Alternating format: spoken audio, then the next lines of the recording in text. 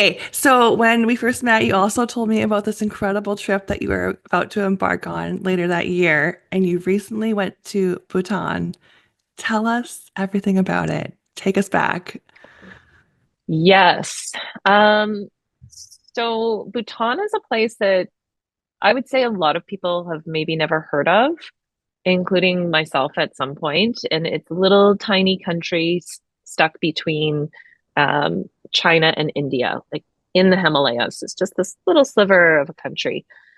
And I have been aware of this hike there for years called the Snowman Trek. And first of all, it's called the Snowman Trek. So I'm like, oh, it's going to be cold. There's going to be snow, probably some mountains because it's Himalayas. And that always gets me excited. I also was aware that it's considered one of the hardest hikes in the world. Holy.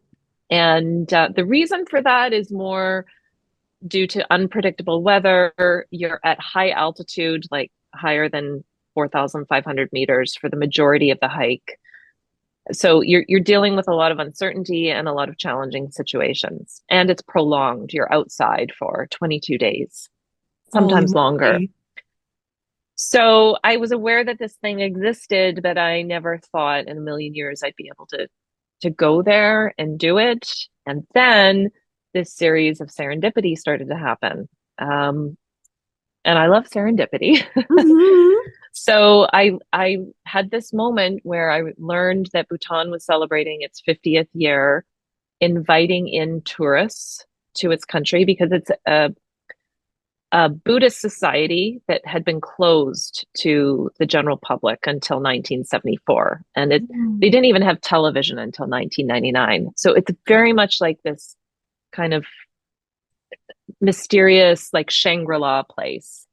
So I Mm. realized, oh, they're celebrating, it's been 50 years. And isn't that a coincidence?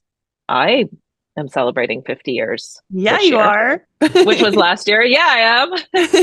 And then this was like the actual light bulb moment. I'm an outdoor adventure girl, so one of my favorite brands, Osprey, they make, in my opinion, the world's best backpacks.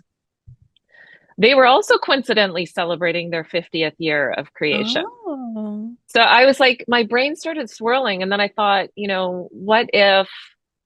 what if all these three things were a sign, and what if I'm supposed to go there and maybe I could do this trek and maybe Osprey could help underwrite some of the cost, especially if we made it not about us, but about a journey to discover some things. Hmm. And so um, I tapped a friend who's a filmmaker.